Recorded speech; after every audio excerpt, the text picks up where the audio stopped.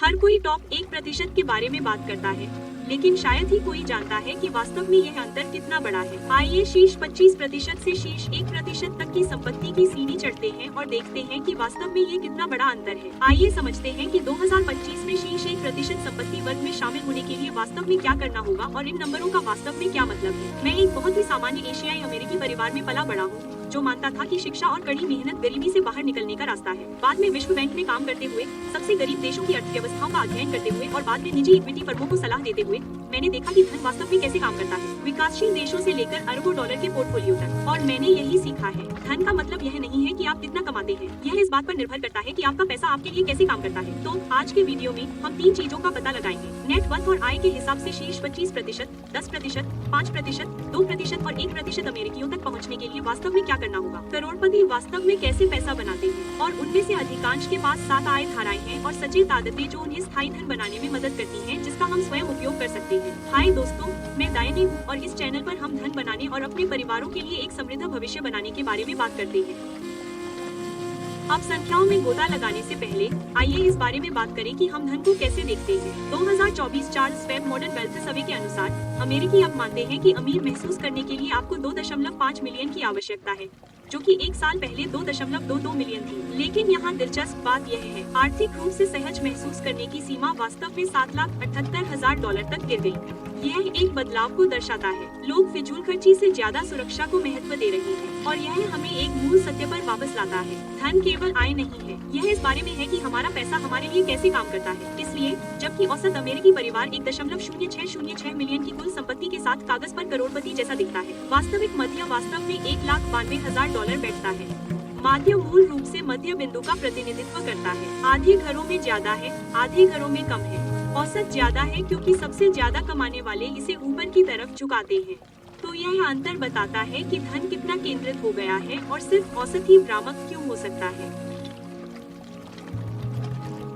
अब आइए देखें कि प्रत्येक स्तर तक पहुंचने के लिए वास्तव में क्या चाहिए और वास्तविक जीवन में इन नंबरों का क्या मतलब है। तो शीर्ष 25% पर आपकी कुल संपत्ति लगभग $3,40,000 से $5,00,000 के बीच है और आपकी आय लगभग $95,000 है। इस स्तर में शिक्षक, इंजीनियर, नर्स वे लोग शामिल हैं जो कड़ी मेहनत करते हैं, लगातार बचत करते हैं और अंत में प्रगति देखते हैं। इसके लिए वॉल स्ट्रीट वेतन की आवश्यकता नहीं है, लेकिन इसके लिए समय और स्थिर आदतों की आवश्यकता होती है। लेकिन यहाँ कई लोग अभी भी पीछे हटने से एक आपात स्थिति दूर महसूस करते हैं। इसलिए इस स्तर पर 3 से 6 महीने या 6 से 12 महीने या उससे अधिक का आपातकालीन कोष रखना अत्यंत महत्वपूर्ण है। अब शीर्ष 10% की ओर बढ़ते हैं। इनकी कुल संपत्ति $9,70,000 से $1.90 मिलियन के बीच है और आय $1,73,000 से अधिक है।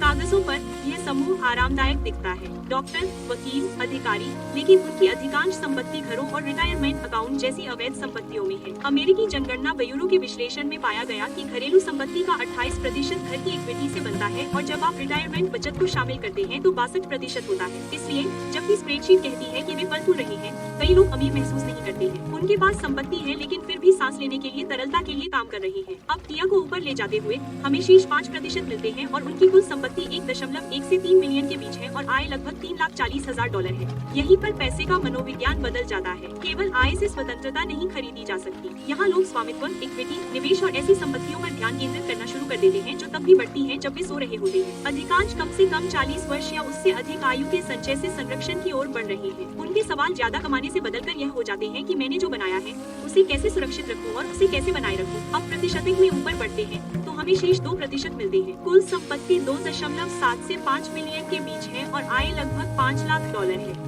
ये उद्यमी, कॉर्पोरेट लीडर, अनुभवी निवेशक हैं। उन्होंने सीखा है कि इस स्तर पर धन रणनीतिक है। यह कर दक्षता, विविधीकरण और विरासत के बारे में है। लेकिन धन नई चुनौतियाँ, जिम्मेदारी, निर्णय, थकान और जो उन्होंने बनाया है उसे बनाए रखने का दबाव भी लाता है। यहाँ महत्वाकांक्षा प्रबंधन से मिलती है। अब शीर्ष 1% पर आपकी कुल संपत्ति federal reserve bank of Richmond के अनुसार 11 मिलियन से 13 मिलियन से अधिक है। अब धन की सीढ़ी में ऊपर बढ़ते हैं तो हमें शीर्ष 1% मिलते हैं और federal reserve bank of Richmond के अनुसार उनकी कुल संपत्ति लगभग 11 मिलियन से 13 मिलियन है। लगभग 8 और 10 स्वयं निर्मित हैं, लेकिन वे वेतन, व्यवसाय, रियल एस्टेट पोर्टफोलियो या बौद्धिक संपदा के माध्यम से इस स्तर तक पहुँचे हैं। अब इस स्तर पर उनका पैसा वास्तव में उनसे अधिक मेहनत करता है। वे कमाने से हटकर संपत्ति के पारिस्थितिकी तंत्र के प्रबंधन में लग गए हैं। अब आखिर में सबसे महत्वपूर्ण बात, हम शीर्ष 1% के बारे में बात करेंगे। यहाँ औसत संपत्ति 62 मिलियन से अधिक है। देश भर में लगभग 130,000 परिवार इस श्रेणी में है। आपके पास संस्थापक,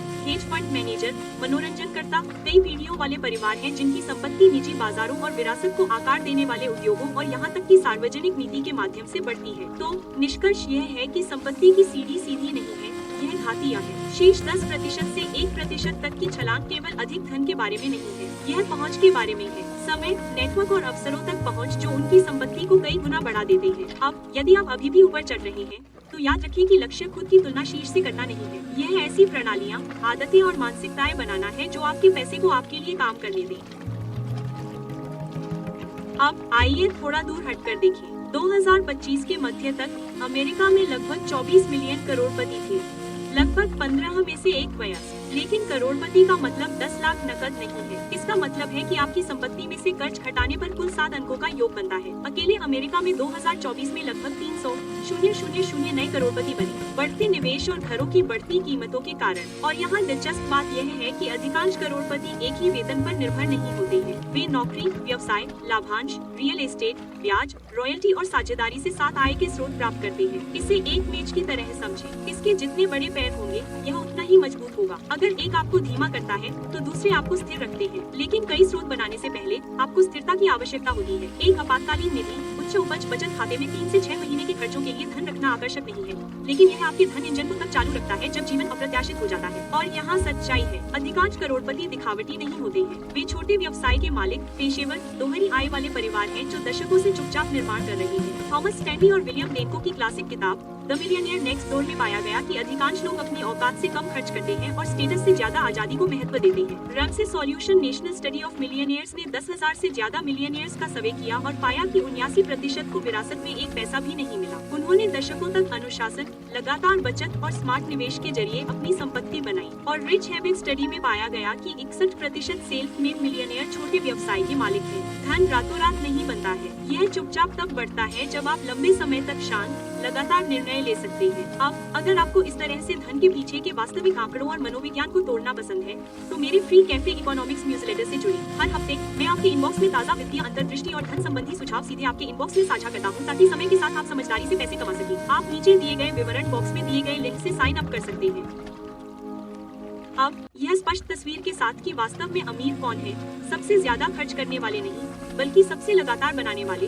यहाँ 3 सचेत आदतें हैं जो मैंने लगभग हर मामले में देखी है। पहला है ग्रोथ से पहले स्पष्टता। उन्हें पता होता है कि हर डॉलर कहाँ जाता है। वे अपने नेटवर्क को ऐसे ट्रैक करते हैं जैसे कोई बिजनेस रेवेन्यू को ट्रैक करता है। आप वह नहीं बढ़ा सकते जिसे आप माप नहीं सकते। ज्यादातर लोग सरल शुरुआत करते हैं, एक स्प्रेडशीट या ऐप पर चुपचाप हर महीने चेक करते रहे। जागरूकता से गति बनती है। और अगर आपको नेटवर्क ट्रैकर की जरूरत है तो आप नीचे दिए गए बॉक्स में डिस्क्रिप्शन लिंक पा सकते हैं। दूसरा है इक्विटी माइंडसेट। वे स्वामित्व, कंपनियों, संपत्तियों, विचारों को प्राथमिकता देते हैं। वे आय के लिए समय का व्यापार नहीं करते। वे ऐसी संपत्ति बनाते हैं जो उनके सोते समय भी कमाती है। धन केवल प्रयास से नहीं, बल्कि इक्विटी से आता है। और तीसरा है समय का लाभ उठाना। वे सिस्टम, निवेश, स्वचालन और ऐसी टीमें डिजाइन करते हैं जो उनके जाने के बाद भी बढ़ती रहती है। वे जानते हैं कि समय सबसे बड़ी गैर नवीकरणीय संपत्ति है। आखिरकार मैंने जितने भी अमीर लोगों से मुलाकात की है, वे विकल्पों को महत्व देते हैं। यह चुनने की स्वतंत्रता कि वे अपना समय कैसे व्यतीत करें, के साथ काम करें और उन्हें क्या ऊर्जा देता है। असली धन ऐसा ही दिखता है, स्वतंत्रता, केवल भाग्य नहीं। अब अगर आप अपने धन के रास्ते पर स्पष्टता पाने के लिए तैयार हैं, तो मैं आपको अपने नंबरों को समझने और आपके लिए एक कार्य वैकल्पिक जीवन की ओर एक रोड मैप तैयार करने में मदद करने के लिए एक एक करके स्पष्टता कॉल सत्र प्रदान कर रहा हूँ। आप नीचे दिए गए बॉक्स में दिए गए लिंक को देख सकते हैं। दोस्तों, अगर आप यहाँ तक पहुँच गए हैं तो देखने के लिए बहुत बहुत धन्यवाद। आप यहाँ मेरा अगला वीडियो देख सकते हैं जहाँ हम अमेरिकी सपने की वास्तविक लागत और आज के समय में वित्तीय स्वतंत्रता वास्तव में कैसी दिखती है का पता लगाते हैं।